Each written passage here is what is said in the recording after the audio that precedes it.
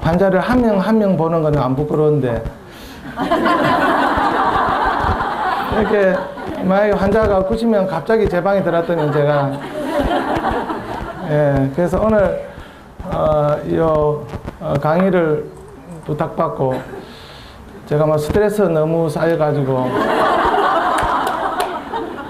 제가 또 스트레스 쌓이면 막 장운동이 활발해가지고 똥을 오늘 3번이나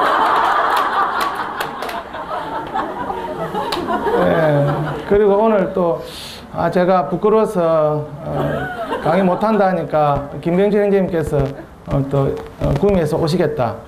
예, 그러면 내가 하겠다. 예, 그렇게 해가지고 왔습니다.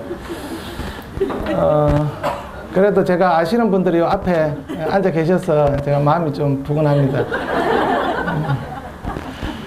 부족하시더라도 그냥 이렇게 의료 상식, 특히 통증, 신경통증 상식이니까 아시고, 제가 오늘 말씀드리는 것 중에 본인이 아프신 분들도 계실 거고 친구나 부모님이 이렇게 아프신 분들도 계실 겁니다. 저는 우리 모임에 온 지가 한 10년 정도 됐습니다. 그 10년 전에는 집사람은 우리 교회에 나오고 저는 그냥, 우리 엄마는 불교, 우리 할머니, 우리 엄마 다 불교니까 저는 이제 중간 입장에서 그냥 불교도 아니고 그냥 기독교도 아니고 그냥 그렇게 있었습니다. 그렇게 있다가 김태정님 따라서 여름 섬전도를 가서 기라성 같은 이완세 형제님을 뵙습니다. 그래서 이완세 형제님, 김철혜 형제님, 그 다음에 최세만 형제님, 그 다음에 조금 전에 아코디언 하신 김병철 형제님, 이런 분들을 뵙고 기라성 같은 분들을 뵙고 제가 많이 배우고, 이렇게 10년 되니까 이 자리에 이렇게 서라고 하시네요. 네, 그래서 이 자리에서 제가 가지고 있는 것 조금이나마 이렇게 전하도록 그렇게 하겠습니다.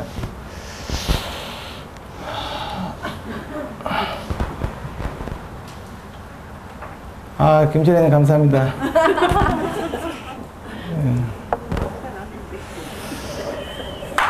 슬라이드를 보면서 말씀드리겠습니다.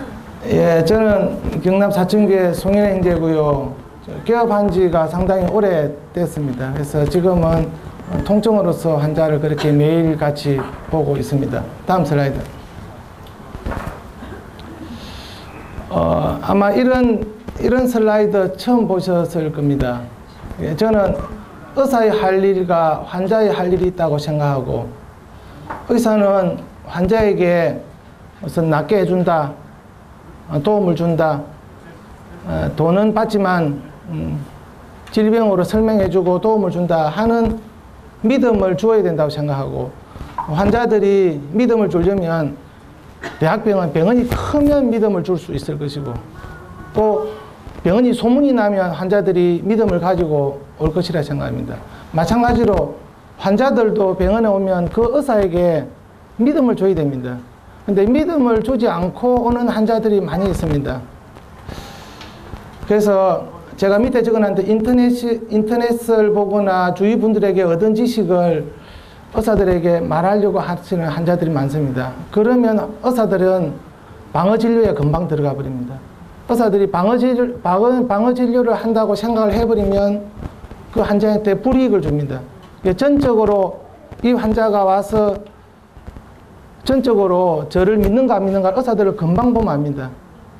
그래서 의심을 가지고 오지 마시고 그 병원을 갔으면 그 의사에게 전적으로 믿음을 주시라는 겁니다. 그것이 환자들이 병원에 와서 취할 요령이라 생각합니다.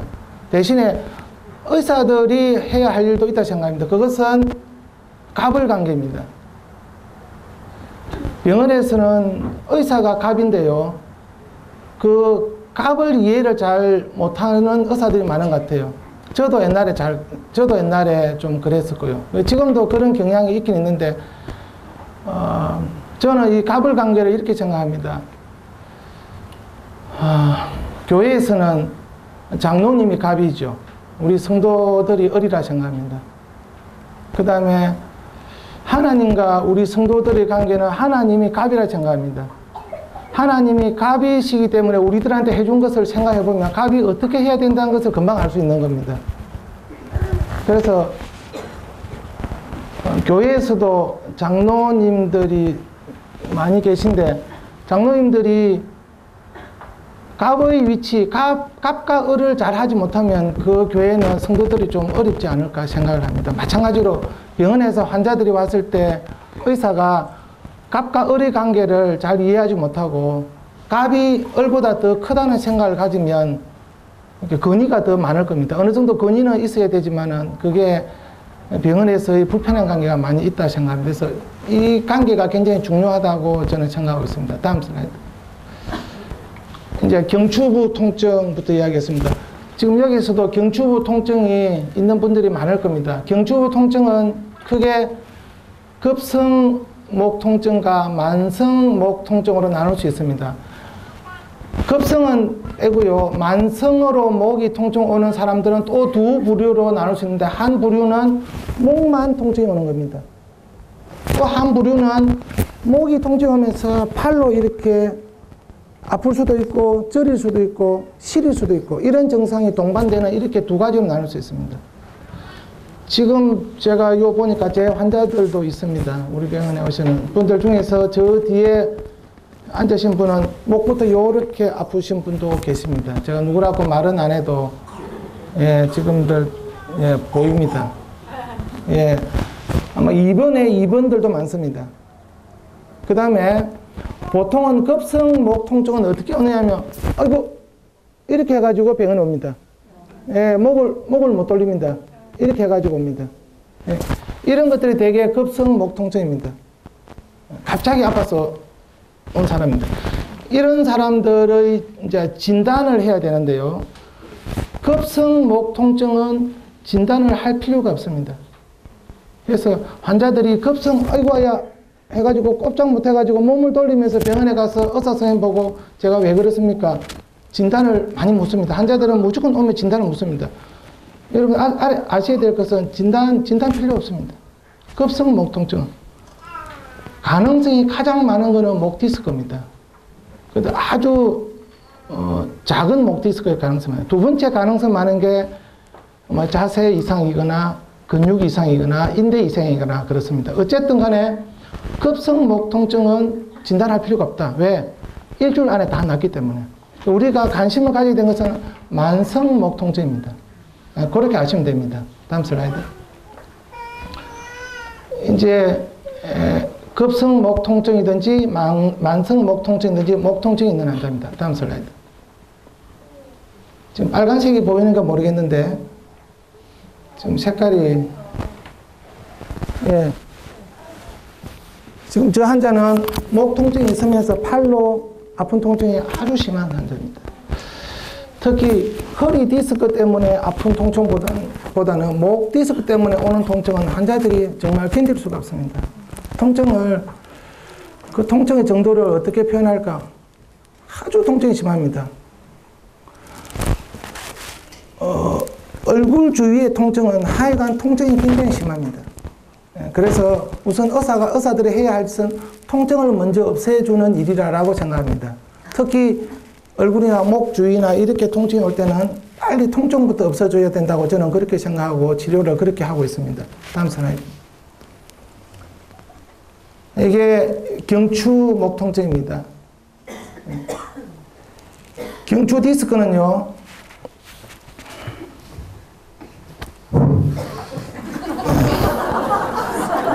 경추 목 디스크는 여기에 디스크가 나왔습니다. 이쪽은 디스크가 나오지 않았습니다.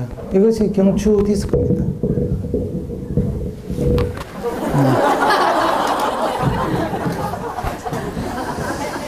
예. 이쪽이 목 디스크입니다. 디스크가 자기 자리에 있지 않고 바깥으로 나왔는데요. 여기에는 신경이 이렇게 있습니다. 지금. 이쪽 신경은 눌려지지 않는데 이쪽 신경은 눌러졌기 때문에 이 신경이 가는 쪽으로 통증이 옵니다. 저리기도 하고요. 그 다음에 이렇게 오는 신경은 두 갈래로 나눠지는 겁니다. 이 한 갈래는 목 뒤로 넘어갑니다. 그래서 디스크가 오면 반드시 목 뒤쪽으로 이쪽으로 아프다 합니다. 두 번째 통증이 팔로 내려가는 통증입니다. 이런 통증입니다. 예, 이렇게 목 디스크 통증은 두 가지의 통증이 있다는 겁니다. 만약에 디스크가 여기서 생기지 않고 여기서 생겼다. 목 뒤에 통증은 없을 겁니다. 팔로만 내려가는 통증만 있을 것입니다. 그래서 목 디스크 환자들이 어깨 뒤쪽에 아프지 않는 목 디스크다. 의사들은 이거 목 디스크 아닐 가능성이 있다라고 생각합니다. 그 정도로 이 신경 두 가지 다 통증이 올 수 있다는 겁니다. 네, 다음 슬라이드. 예. 그래서 목 디스크 때문에 오는 통증은 반드시 어디가 아프다?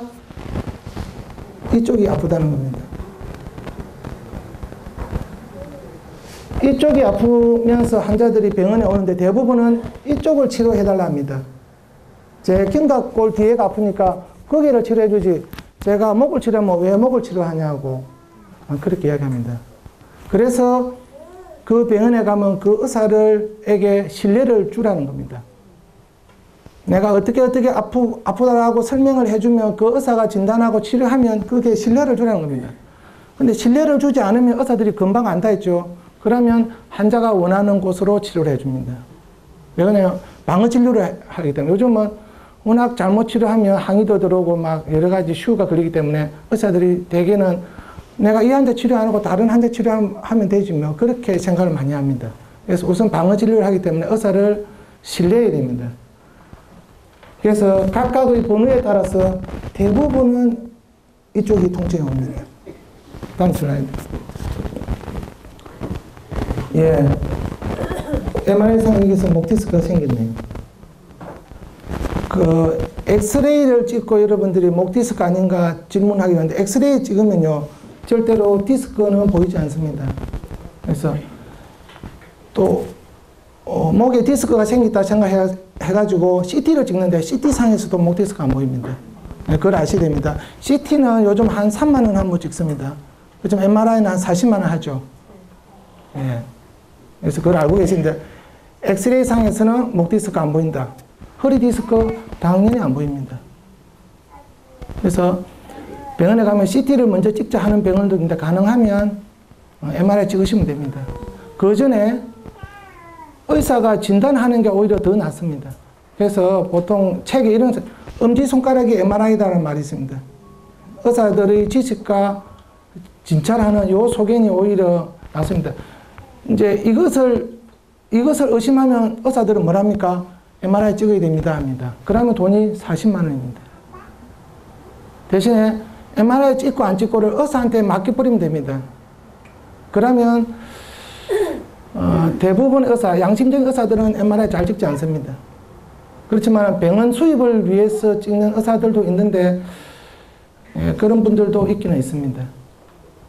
그래서 MRI를 많이 찍는 병원들은 되게 새로 생긴 병원들이 수입 때문에 많이 찍는 경향이 있습니다. 그 다음에 조금이라도 의사의 조금이라도 이렇게 아시는 사람을 통해 가지고 글을 하나 이렇게 페이퍼를 하나 적어가면 MRI 안 찍습니다. 그래서 조금이라도 아시면 페이퍼를 하나 좀 적어 주십시오. 내지는 명함 하나 주십시오. 이렇게 해가지고 가시는 게 훨씬 좋습니다. 말 한마디에 40만 원이 왔다 갔다 합니다. 그 다음에 수술도 안 해도 될 수술도 하는 경우도 있습니다. 그래서 새로 병원이 크게 생겼다. 그런 데는 처음에는 조금 좀 자제하는 것도 괜찮습니다. 좀 오래된 병원들이 우선은 좋을 수도 있습니다. 예, 다음 슬라이드. 예, 제가 말씀드렸다시피 급성 목 통증은 진단할 필요가 없다. 예. 그래도 불편하니까 병원에는 가지만은 대부분은 낫는다는 겁니다. 만약에 2주, 3주를 지나도 낫지 않으면 그때는 MRI 찍어봐야 될 수 있습니다. 그것은 근육 통증 잘 낫습니다. 인대가 삐끗했다 잘 낫습니다. 안 낫는다. 그래서 목 디스크를 의심해야 됩니다. 그럴 땐 의사들이 MRI 찍지 않습니다. 그래서 여러분들이 생각하시면 되겠다. 목 통증이 왔다. 왔다.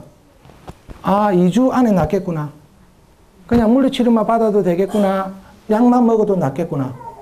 근데 2주를 지나도 목이 계속 아프다. 아, 디스크의 가능성이 좀 있겠구나. 그렇게 생각하시면 됩니다. 그리고 만성 목 통증은 원인을 찾아야 됩니다.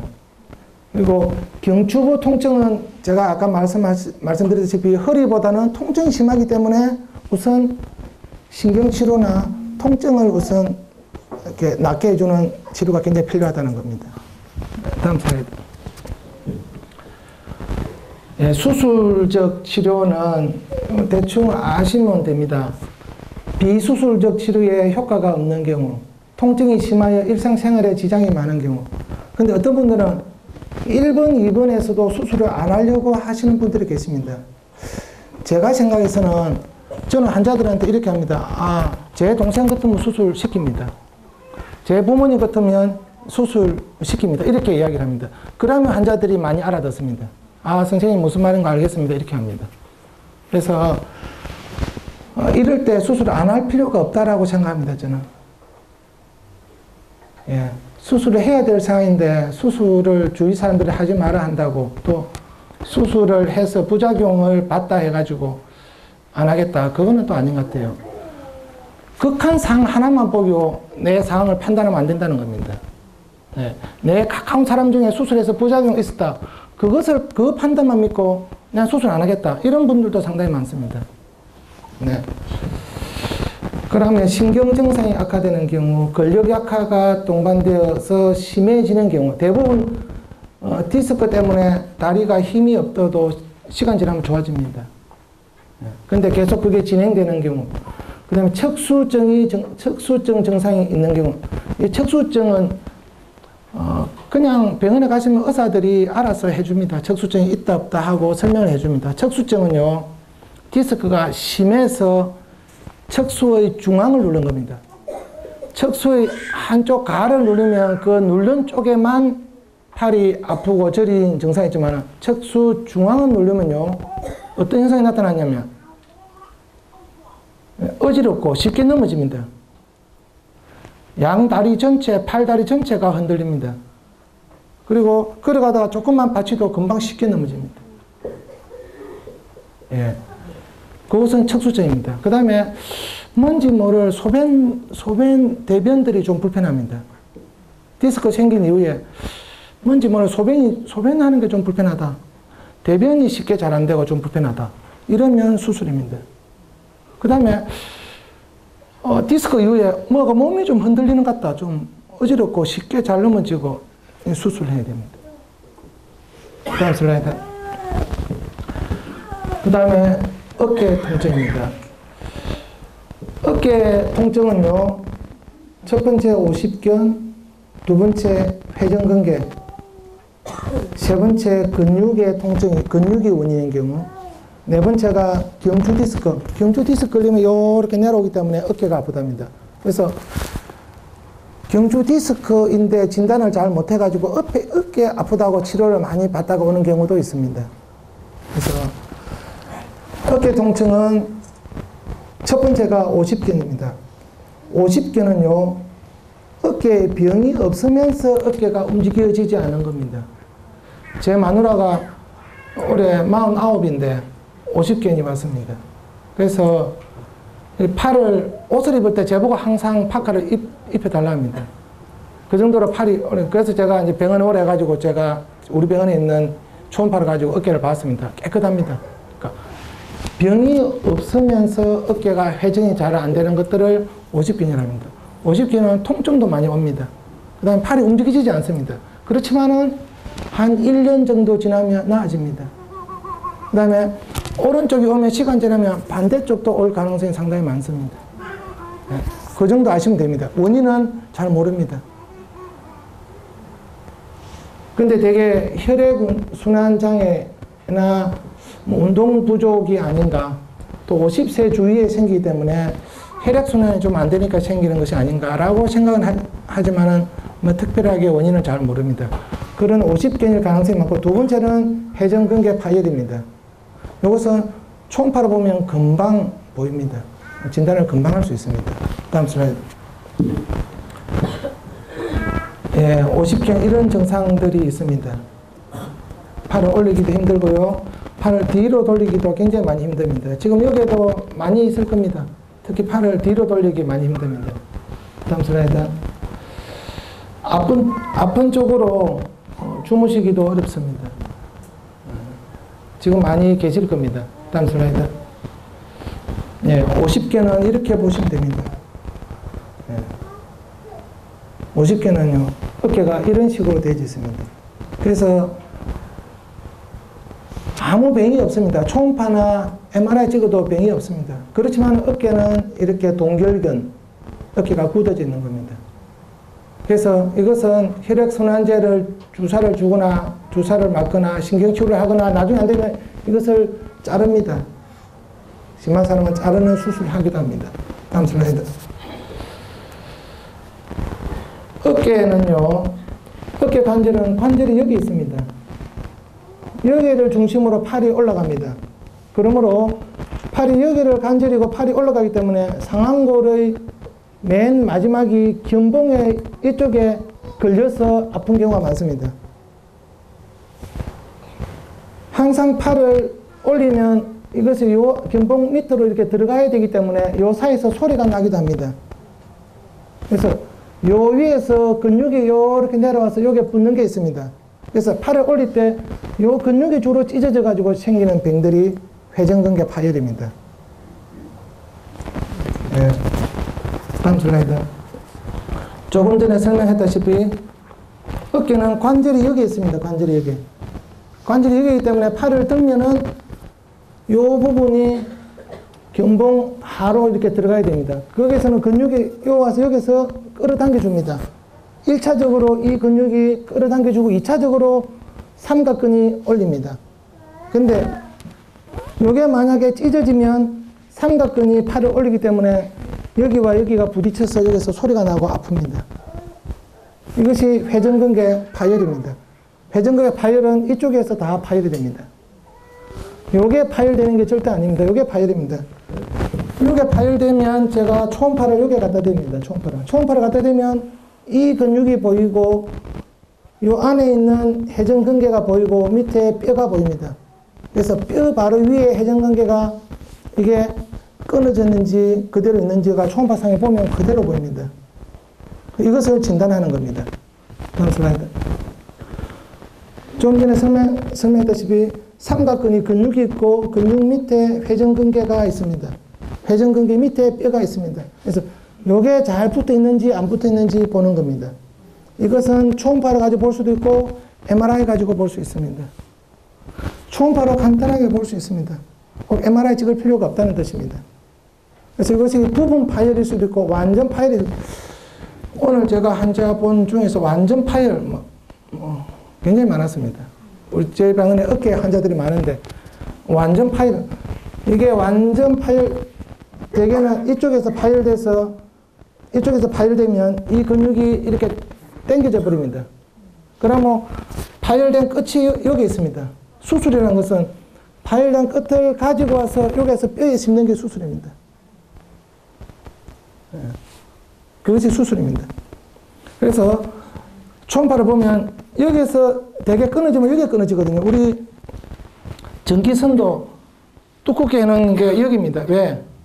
이렇게 당기면 끊어지는 곳이 여기이기 때문에. 이런 데는 안 끊어집니다. 주로 여기가 끊어집니다. 그래서 끊어져도 여기가 끊어집니다. 이쪽에는 잘 안 끊어집니다. 예. 그래서 항상 이곳이 중요합니다. 다음 슬라이드. 예, 여기는 이제 끊어졌습니다. 초음파를 보면 간단하게 보입니다. 그래서 이게 완전 끊어지면 이 끝이 이쪽으로 달아나 버립니다. 수술은 달아난 놈을 다시 당겨가지고 여기에다가 스크루를 박아가지고 여기에 심는 게 수술입니다. 그래서 수술을 하면 통증은 금방 없어지지만은 정상적인 우리 조직도, 하나님 처음에 만들어주신 조직도 끊어졌는데 이렇게 당겨서 이게 심으는데 이게 안 끊어지겠습니까? 다 끊어집니다. 보통 한 3, 4년 이내에 다 끊어집니다. 다시 한 반수면 끊어집니다. 그래서 다시 아프다고 환자들이 옵니다. 그래서 제가 미리 환자들한테 이야기합니다. 환자분 수술해도 또 끊어집니다. 그걸 알고 수술하시라고. 정상적인 조직도 끊어졌는데 똑같은 일을 한다면 안 끊어질 리가 없습니다. 대신에 일을 하지 않는다면 안 끊어지겠죠.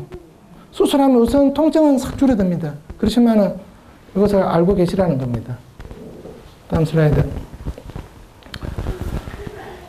네, 50견은 시간 지나면 좋아진다는 겁니다. 다음 슬라이드. 회전근개 파열은 수술적 치료를 할 수 있고 그 전에 인대 강화 치료를 합니다. 아마 병원들에서 인대 강화 치료를 할 겁니다. 저도 인대 강화 치료를 많이 하고 있습니다. 다음 슬라이드. 예, 이것은 스퀘어입니다. 스퀘어는요, 아까 전에 제가 말씀드렸다시피 이게 회전근개의 위에서 내려오는 근육이 이쪽에 붙는 데 있습니다. 이쪽에 붙는 곳에 이쪽에는 혈액순환이 최고 안 되는 곳들입니다. 혈액순환. 그래서 혈액순환이 잘 되고 있지 않은 곳에 일을 많이 하면 우리 몸은 이 부분이 약해진다 생각해가지고 이 부분을 단단하게 만들자 생각해서 스퀘어를 만들어 버립니다. 우리 몸에서 자연스럽게 일어나는 현상입니다. 고기를 단단하게 만들려고 하는 겁니다. 스퀘어는요, 스퀘어가 만들어질 때는 별로 아프지 않습니다. 나중에 스퀘어가 흡수될 때 통증이 많이 옵니다. 스퀘어와 통증이면 참을 수가 없습니다. 환자들이 너무 통증이 심하답니다. 그래서 스퀘어 있는 분들도 많이 있을 거예요. 네, 지금은 휴지기 상태라서 아프지 않아서 그렇지 스퀘어가 많이 있을 겁니다. 그렇지만 그 스퀘어는 없애기도 어렵습니다. 그냥 그대로 두시면 됩니다. 대부분은 자연스럽게 없어집니다. 없어지지 않아도 통증만 없으면 큰 문제가 되지는 않습니다. 다음 슬라이드. 네, 초음파 보면 바로 이렇게 스퀘어가 바로 보입니다. 다음 슬라이드. 그 다음에는 요추 디스크입니다. 지금도 요추 디스크가 많이 있을 겁니다. 다음 슬라이드. 예, 디스크가 이렇게 뒤로 나왔습니다. 탈출 디스크입니다. 이것은 뒤로 나오지 않았습니다. 여기서 MRI상에 디스크가 뒤로 나왔습니다. 이것을 단면으로, 이렇게 단면으로 끊어보면 디스크가 한쪽으로 나왔습니다. 디스크가 볼록하게 뒤쪽으로 전체적으로 볼록하게 나오면 잘 들어갑니다. 그러겠죠? 그래서 경추 목 디스크 갑자기 해가지고 온 환자들은 대부분은 볼록하게 나왔을 가능성이 가장 많은 겁니다. 전체적으로 볼록하게 나왔을 때 환자들은 디스크 초기입니다 하면 환자들 깜짝 놀랍니다. 디스크 수술해야 되는 거 아니냐고. 그래서 의사들이 되게 갑자기 뭐 봐도 디스크가 의심 나와도 디스크입니다 소리는 잘 하지 않습니다. 그냥 경추 염자입니다. 뭐 근육이 놀랬습니다. 하지만은 제가 볼 때는 대부분은 디스크가 전체적으로 볼록하게 나온 겁니다. 일시적으로 압력이 높아져서 볼록해진 겁니다. 그래서 목을 움직일 수가 없는 겁니다. 통증이 엄청 심한 겁니다. 근육의 통증은 그렇게 심하지 않습니다. 인대의 통증도 심하지 않습니다. 갑자기 뜨끔해가지고, 목이 뜨끔해가지고 병원에 왔다. 허리가 갑자기 뜨끔해가지고 왔다. 뭐 물건을 들다가 뜨끔해가지고 왔다. 이럴 때 가만히 생각하면요, 절대 근육의 병은 아닙니다. 여러분들은 대부분 뜨끔해가지고 근육의 염자다 생각합니다. 근육은요, 이럴 때 근육이 아픕니다. 근육을 다쳤거나, 교통사고 나서 다쳤거나, 넘어져서 다쳤거나, 아니면 근육을 칼 가지고 찔렸거나, 그렇지 않으면 운동이라고는 하지 않던 사람이 갑자기 동창회 가서 운동했다. 이럴 때 근육이 아픈 겁니다. 인대는 어떨 때 아프느냐? 제가 발목을 삐었다. 이것은 인대가 아픈 겁니다. 이 근육 아픈 거 아닙니다. 네, 이런 것들을 구별하시면 갑자기 목이 뜨끔했다. 근육이 아플 가능성이 있습니까? 없습니다. 인대가 다쳐서 가능성이 있습니까? 없습니다. 교통사고 난 것도 아니죠. 발을 삐듯이 인대를 갑자기 삔 것도 아니지 않습니까? 가능성이 있는 것은 디스크의 가능성이 있다는 뜻입니다. 그래서 이렇게 말하면 환자들이 막 너무 놀라기 때문에 말은 하지 않지만 가능성이 가장 많은 게 디스크가 전체가 볼록해질 가능성입니다. 그렇지만 이 환자는 디스크가 전체가 볼록해지고 한쪽만 볼록했습니다. 이런 환자들은 디스크가 나왔다가 잘 들어가기가 어렵다는 겁니다. 전체적으로 나왔을 때는 디스크가 잘 들어간다. 얼마 만에? 한 2주, 한 달 안에 잘 들어간다는 겁니다. 허리뿐만 아니고 목 다 들어간다는 겁니다. 그렇지 않고 한쪽만 나왔다 들어가기 어렵다는 겁니다. 그래서 이쪽이 나왔다. 이쪽으로 오는 신경을 눌립니다. 네. 그렇게 보시면 됩니다. 다음 슬라이드. 네. 이 디스크 안에 이게 끈적끈적한 물 성분입니다. 그래서 쿠션 역할을 하고 있습니다. 이것을 갑자기 압력을 주면 뒤로 이렇게 발라당 나옵니다. 주로 언제 디스크는 생기느냐? 오랫동안 누워있다가 일어났을 때 디스크가 가장 잘 생깁니다. 그거 아시면 됩니다. 오랫동안 누워있다가 일어나서 어떤 일할 때 디스크가 잘 생깁니다. 요거만 기억하시면 됩니다. 그래서 특히 또 허리를 비틀어서 물건을 들 때 한쪽으로 압력이 많이 가서 잘 생깁니다. 그래서 내가 디스크가 생기고 싶다. 이래 할 때는요, 밤새 자고 일어나가지고 바로 일어나자마자 허리를 비틀어서 TV를 들어서 옮기면 됩니다. 네. 이거는 디스크가 생기고 싶은 사람은 그렇게 하시면 됩니다. 반대로 그것을 피하면 됩니다. 그래서 디스크가 현재 있는 분들은요, 아침에 일어나서 2시간 내지 3시간 동안에 일하지 마시라는 겁니다. 부엌일도 하지 마세요. 특히 허리를 구부리면 압력이 뒤로 갑니다. 그죠? 이것은 배 쪽입니다. 그래서 허리를 구부렸을 때 디스크가 생기지 허리를 뒤로 했을 때 디스크가 안 생깁니다. 그래서 아침에 왜 그러냐? 아침에 일어났을 때가 디스크가 가장 커져 있습니다. 우리 몸에서. 이렇게 하루 종일 서 있으면 디스크가 중력 때문에 이렇게 얇아집니다. 이럴 때는 디스크 잘 안 생깁니다. 그래서 물건을 들 때 언제 들어라? 저녁에 들어라는 겁니다. 물건을 옮기도 저녁에 들어라는 겁니다. 특히 노가다 하시는 분들, 아침 일찍 일하시는 분들이 노가다 그 디스크 뜨끔해가지고 옵니다. 예. 요 원리를 아시면은, 특히 그래서 아침에 고개 숙여서 머리 감는 거 조심해야 됩니다. 그렇죠? 그래서 저는 환자들에게 디스크 있는 환자들은 아침에 머리를 감지 말든지 아니면 샤워를 하랍니다. 아침에 머리 감으신 분들은 반드시 샤워해야 됩니다.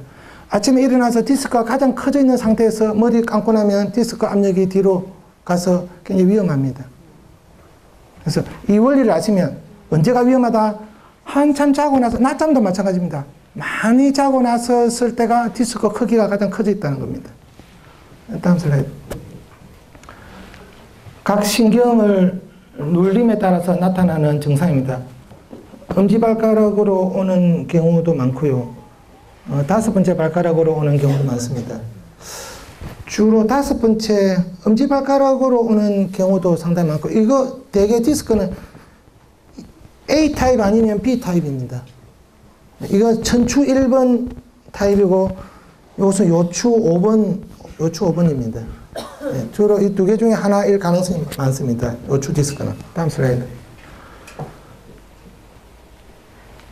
예, 돌출 주간판, 탈출 주간판, 격리된 주간판. 이 정도 되면 되게 수술을 합니다. 수술하는 게 오히려 더 나을 수도 있습니다. 다음 슬라이드. 수술적 치료에 대한 겁니다. 아까 목과 비슷합니다. 대소변 장애가 있거나 하지 마비가 동반되어서 호전되지 않거나 진행되는 경우는 수술하는 게 좋습니다. 다음 슬라이드. 척추 협착증입니다. 척추 협착증은요, 척추가 좁아졌다는 뜻입니다. 그래서 어디가 좁아졌냐?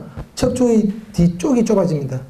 그래서 걸어가면 걸어갈수록, 서가 있으면 서가일수록 계속해서 조금씩 좁아집니다. 그래서 아파집니다. 그럼 어떻게 하느냐? 허리를 숙이면 뒤에 있는 구멍이 넓어집니다. 그래서 통증이 금방 사라집니다. 이것이 척추 협착증입니다. 척추 협착증은 허리가 아플 때 어떻게 한다? 허리를 숙인다는 겁니다. 숙이면 얼마 만에 통증이 사라진다? 금방 사라진다는 겁니다. 그래서 걸어가다가 보면요, 할머니들 보도블록에 아무 곳이나 앉아 계시는 분들, 척추 협착증 환자들입니다. 허리를 구부리거나 보도블록에 앉아도 금방 통증이 사라지지 않는다. 척추협착증 위에 다른 병이 동반된 겁니다. 허리를 구부리면 통증이 사라집니다. 척추협착증입니다. 허리를 구부리지 않으려면 허리를 구부릴 수 있는 상황이 아니다. 다리를 올리면 됩니다. 이쪽 다리를 한번 올렸다가 이쪽 다리를 올리는 거나 허리를 구부리는 거나 꼭 마찬가지 원리입니다. 그렇게 하시면 됩니다. 다음 슬라이드. 이것이 척추협착증입니다. 척추협착증은 뒤쪽이 좁아지기 때문에 아플 때는 허리를 숙인다는 겁니다. 그것이 기본 원리입니다. 실수해도 안 웃어주니까 감사하네요. 다음 슬라이드. 번호에 따라서 아까 다른 것을 이야기했습니다. 다음 슬라이드. MRI 소견입니다. 다음 슬라이드. 요즘 시술, 신경치료도 하지만 시술을 요즘 많이 합니다. 시술 받아보신 분들도 이 중에 계실 거예요. 보통은 한 150만 원, 200만 원 이 정도 할 겁니다.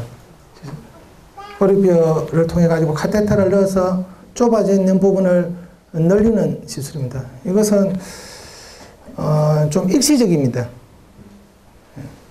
주사는 더 일시적이고 그 다음에 시술은 좀 더 오래 갑니다. 그래도 일시적입니다. 척추 협착이 된 구멍을 넓히지 않으면 시간 지나면 다시 또 좁아집니다. 그래서 선택을 잘 하셔야 될 겁니다. 다음 슬라이드. 금방 진단이 되죠. 대상포진입니다. 알으신 분들도 많이 있습니다. 그죠? 대상포진입니다. 대상포진의 특징은 한쪽만 수포가 옵니다. 반대쪽도 같이 오면 대상포진 아닙니다. 한쪽만 옵니다. 그 다음에 수포가 나타납니다. 수포가 나타나지 않는 대상포진도 있습니다. 굉장히 드뭅니다. 다음 슬라이드.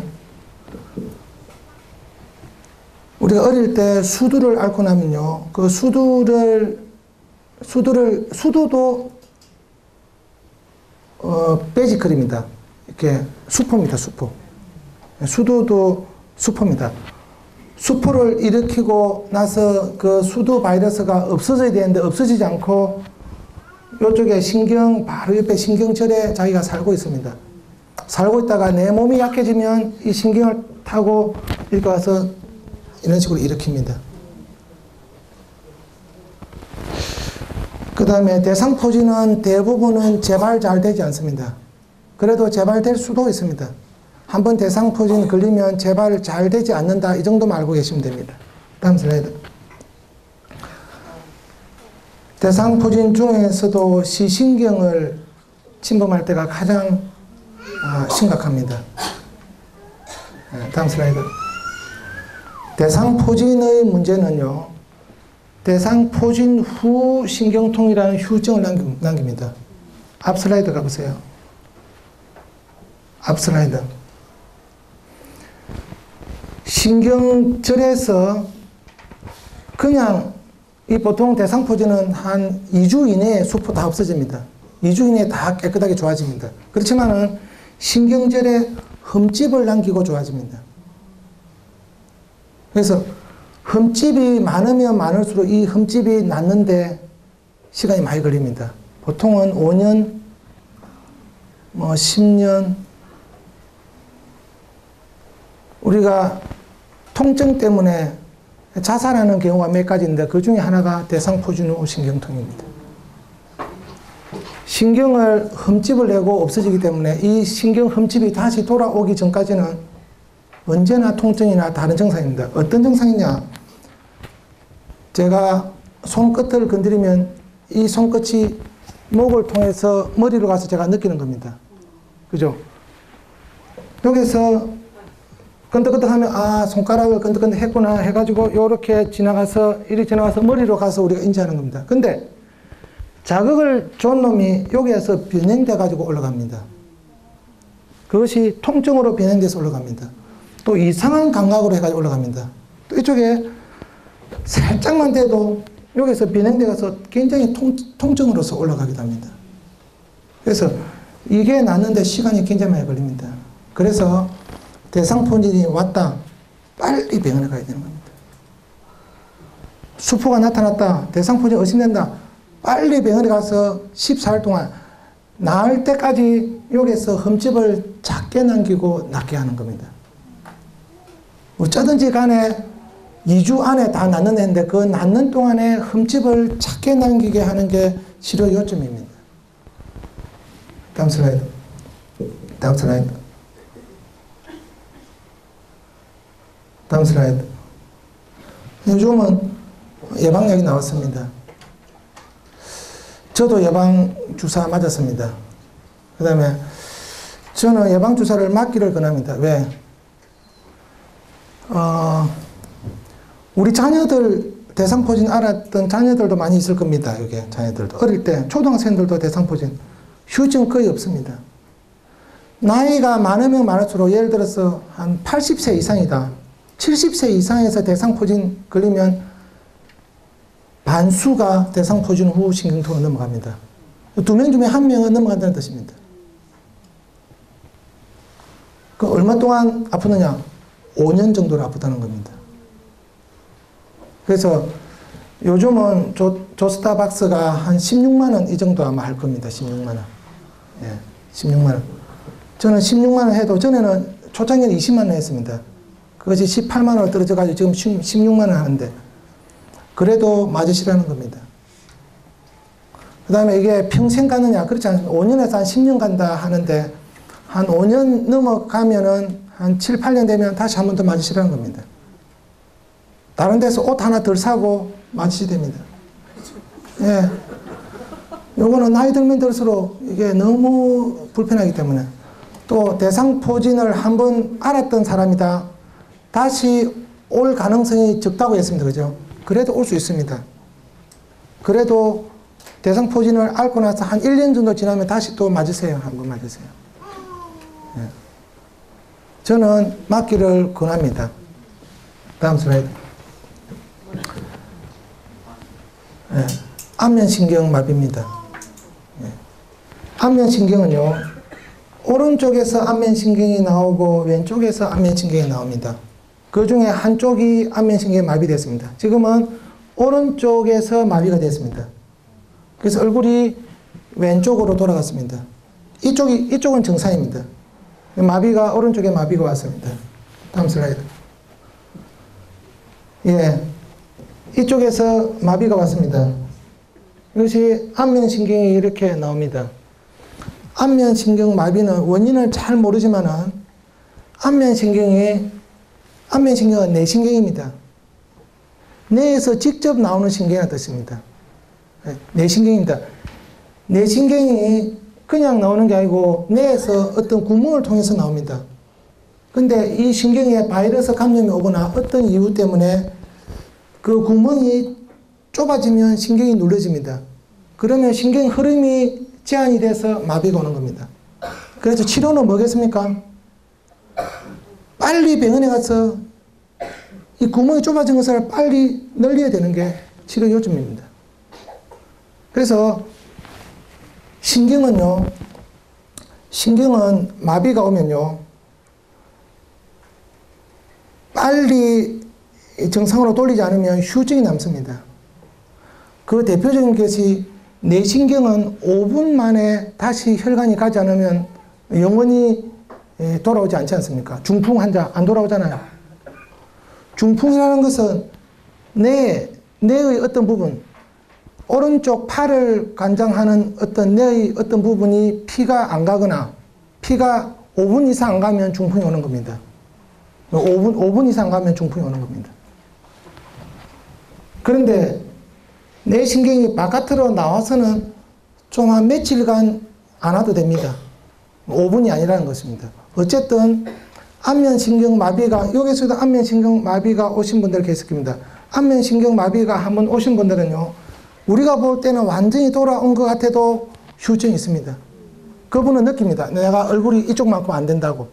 안면신경 마비 후에 내가 뭔가 좀 불편하다고 느낍니다. 그래서 안면신경 마비가 왔다. 가장 빨리 해야 될 것은 빨리 병원에 가서 이 좁아진 구멍을 빨리 넓히는 게 문제입니다. 주사나 약을 써서 빨리 넓혀서, 바이러스는 시간 지나면 좋아지거든요. 원인이 잘 모르지만 바이러스 가능성이 많기 때문에 빨리 붓기를 깔아앉히는 주사나 치료를 맞아야 된다는 겁니다. 늦으면 안 된다는 겁니다. 다음 슬라이드. 근데 문제점은요, 제가 봐보면 병원을 빨리 오지 않는다는 겁니다. 시간이 지나서 오는 경우가 참 많습니다. 그래서 빨리 붓기를 깔아앉히는 약을 빨리 써야 되는데 그 약을 빨리 쓰지 못하고 시간이 지체에 대한 경우가 상당히 있습니다. 다음 슬라이드. 예, 테니스 엘보입니다. 테니스 엘보는 테니스를 치는 사람들이 근육이 팔꿈치에 붙어있는 이쪽에 아픈 것을 테니스 엘보라 합니다. 다음 슬라이드. 손목과 손가락을 움직이는 근육이 이쪽에 한 부위에 붙어서 이렇게 손가락을 끝이 되어 있습니다. 그래서 근육이 수축을 하면요, 이쪽은 붙어 있기 때문에 손가락을 움직일 수 있는 겁니다. 우리 근육의 원리는 그렇습니다. 손가락이 그냥 괜히 움직이는 게 아니고요, 중간에 근육이 있어서 근육의 처음과 끝이 있는데 근육의 중앙에서 수축을 하면 요 끝은 움직이게 되어 있습니다. 그죠? 그런 원리. 그런데 일을 많이 하거나 하면 이 부분이 염증이 생겨서 이 부분에 통증이 오는 겁니다. 이게 끊어지기도 합니다. 이것이 테니스 엘보입니다. 다음 슬라이드. 주로 2번이 잘 끊어집니다. 그죠? 이쪽에서 근육이 많이 당기니까요. 여기서 근육이 수축해서 당기는데 손가락이 움직이면 좋겠는데 일을 하면, 움직이지 않으면 이쪽이 상처가 나는 겁니다. 그것이 테니스 엘보가 오는 원리입니다. 다음 슬라이드. 예, 지금 여기 인대 강화 치료 하면 대부분은 잘 낫습니다. 저는 인대 강화 치료를 2주에 한 번씩 한 10번 정도 하자 합니다. 보통 그 정도 하면은 많이 좋아지는 것 같아요. 그렇게 해가지고 많이 좋아지면 한 달에 한 번씩 오시라 합니다. 그러면 참 많이 택배 환자 있었는데 택배 환자 정말 안 낫더라고요. 환자가 너무 아프다고. 그래서 그 환자는 지금 많이 좋아졌습니다. 한 달에 한 번씩 오고 있습니다. 또 삼천포에서 이렇게 낚싯배 운행하는 분이 있거든요. 이제 낚시해주고 낚시해야 되니까 테니스 엘보 온 환자. 이 환자도 참 안 낫더라고요. 이 환자들 하여간 인대 강화 치료 여기 있으면 인대 강화 치료하면 많이 좋아집니다. 다음 슬라이드. 예, 수근관 터널 증후군입니다. 수근관 터널 증후군은 손바닥 쪽으로 1번, 2번, 3번, 4번의 반만 지배합니다. 이쪽 손가락도 저리면 수근관 터널 증후군 아닙니다. 수근관 터널 증후군은 반드시 손바닥 쪽에서 신경이 눌려지면 1번, 2번, 3번, 4번의 반만 저린다는 겁니다. 다음 슬라이드.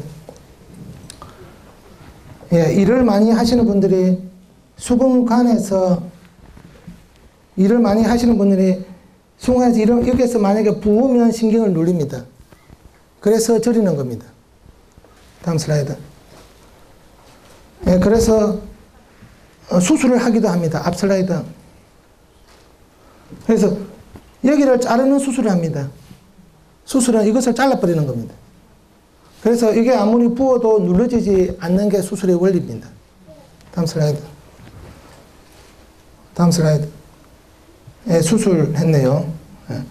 수술해서 이렇게 내려오는 신경의 막을 자른 겁니다. 다음 슬라이드. 예. 이것은 방아쇠 수지입니다. 이런 환자들 있죠. 이런 분들 있죠. 손가락이 구부러졌다가 아침에 펴지지 않는 겁니다. 내가 손가락을 펴야 펴지는 겁니다. 주로 언제 생겨? 아침에 일어나서 생깁니다.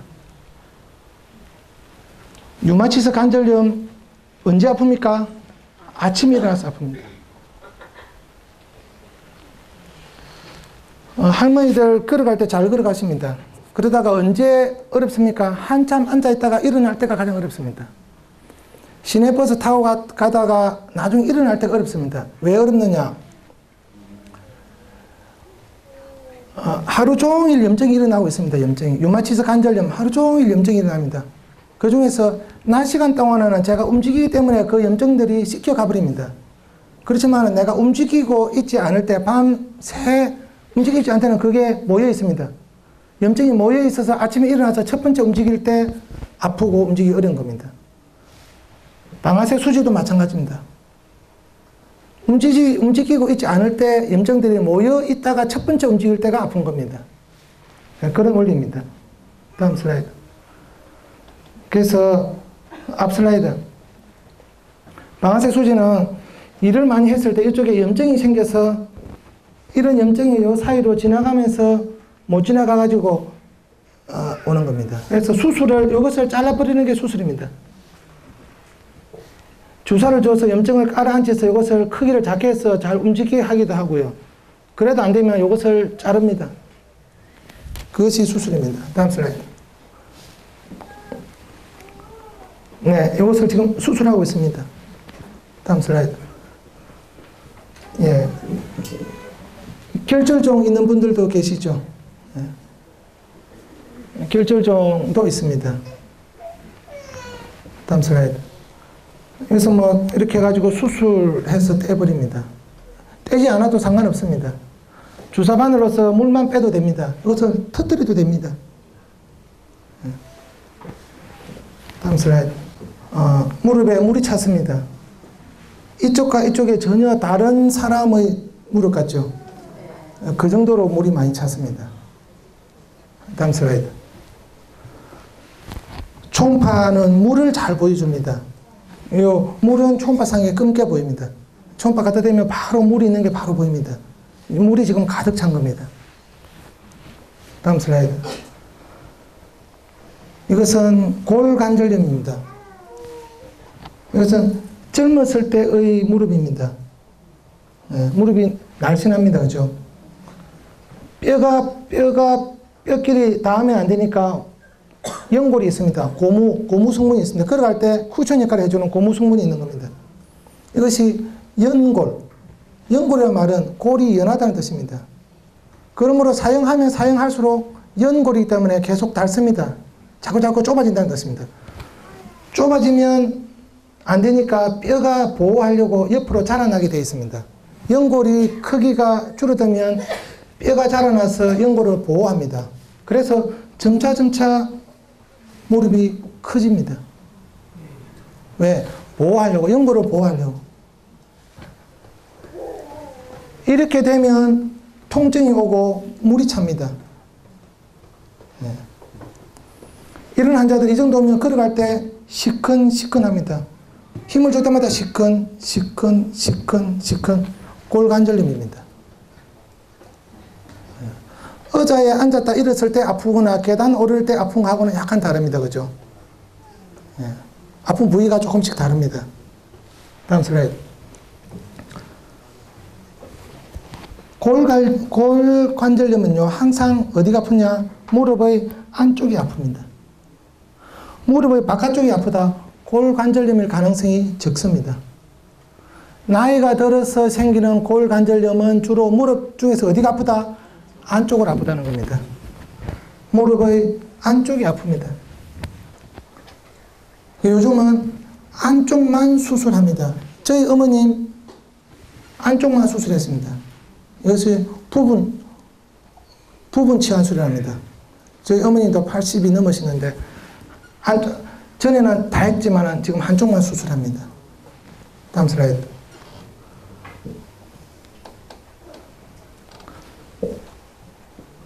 예.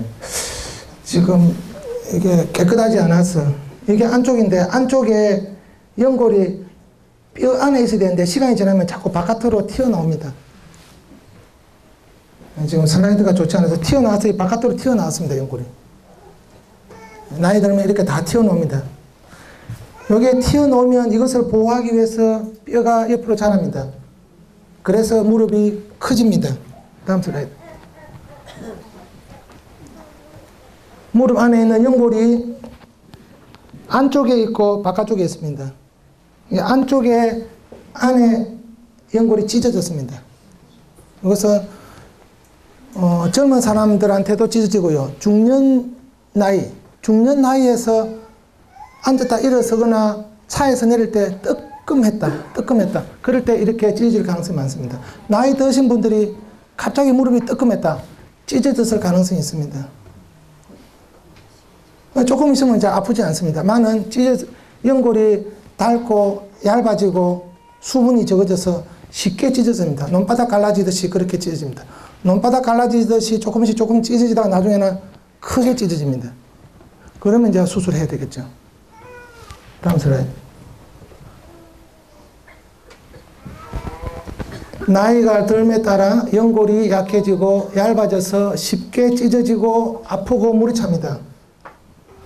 물은 2차적으로 차는 겁니다. 이런 것들 때문에 차는 겁니다. 그래서 보통 환자들이 물 차는 것만 굉장히 관심을 많이 갖습니다. 물을 어떻게 되는가, 물 때문에 아픈 거 아닌가, 물만 보면 다 싫어합니다. 물은 2차적으로 생기는 겁니다. 다음 슬라이드. 예, 연골 영양제, 힐환 우선 권장합니다. 다음 슬라이드. 예, 전치환술, 부분치환술인데 요즘은 안쪽으로 부분치환술도 많이 있는데 저희 어머님은 이 수술했다는 겁니다. 아주 요즘 만족해 하십니다. 걷는데도 별 지장 없으시고요. 무릎 아파서 잘 걷지를 못했습니다. 다음 슬라이드. 예, 베이커시 낭종도 뒤쪽에 베이커시 낭종 이것도 쉽게 진단할 수 있습니다. 요거 있는 분들도 계실 겁니다. 다음 슬라이드. 예, 발목 염잔데 시간이 다 됐습니다.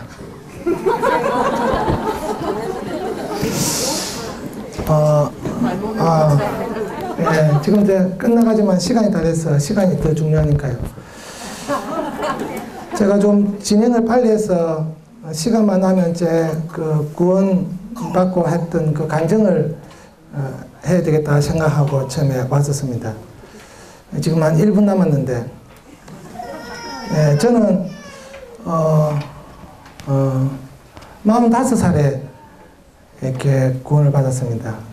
그때 김태정 대님 뵙고 이렇게 구원을 받은 것 같습니다. 45살 전에는 그냥 제보고 뭐 종교 이야기 하면 아주 화를 내고 그랬습니다. 그 다음에 저는 이제 의사가 돼서 그러는지 하나님을 믿는 게 너무 어려웠습니다. 하나님이 살아계시다는 것도 너무 어려웠고요. 또 이제 진화론을 너무 오랫동안 이렇게 믿고 공부하고 또 환자가 죽는 것을 뭐 바로 보고요. 또 살리기도 하고요. 죽었다 살리는 것도 많고요. 이렇게 하니까 하나님이 살아계시고 창조했다는 게 너무나 믿기지 않았습니다. 믿을 수가 없었고 그래서 저를 좀 믿게 해보라고 이야기했습니다. 제가 김태정님 보고 형님 저를 좀 믿게 해주세요.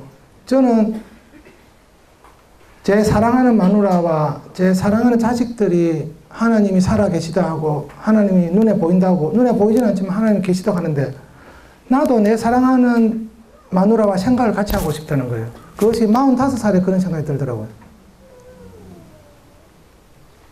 그래서 우리 마누라가 내 눈에는 보이지 않는데 나는 생각이 들지 않는데 창조를 하나님 창조를 믿고 하나님이 살아계시다고 하는데 목사님 저를 좀 믿게 해주세요. 저는 정말 믿고 싶습니다. 예. 진짜 내 마누라를 사랑하는데 내 마누라와 생각을 같이 하고 싶습니다. 저를 좀 믿게 해주세요. 제가 그렇게 했습니다. 예. 집사람이 제가 27살 때 결혼했으니까 집사람이 저하고 4살 차이니까 집사람이 23살 때 결혼해가지고 제가 45살까지 우리 집에서 제사를 지냈습니다. 우리 집 아버지가 큰아버지고 제가 큰아들이 돼가 장남이 돼가지고 제가 하여간 27살부터 45살까지 제사 지냈으니까 20년을 집사람이 항상 제사 음식 다 하고 제사 음식 다 했습니다. 그렇게 하다가 제가 구원받고 나서 바로 아버지하고 삼촌한테 찾아가서 오늘부터 우리 집에 제사는 없앱니다.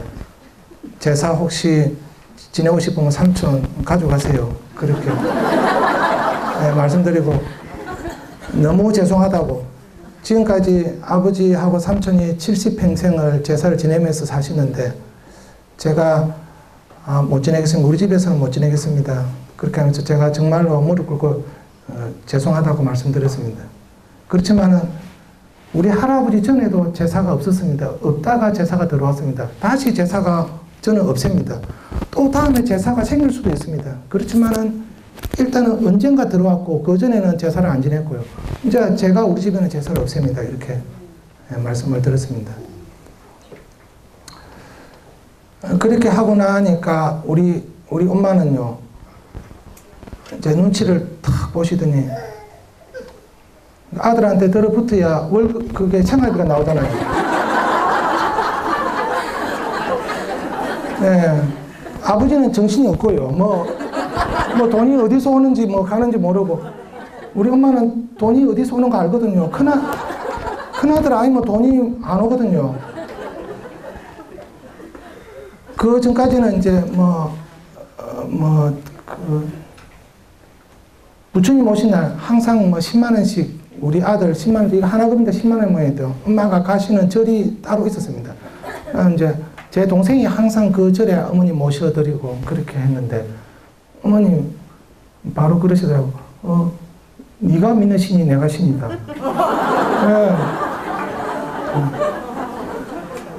루키 아닙니까?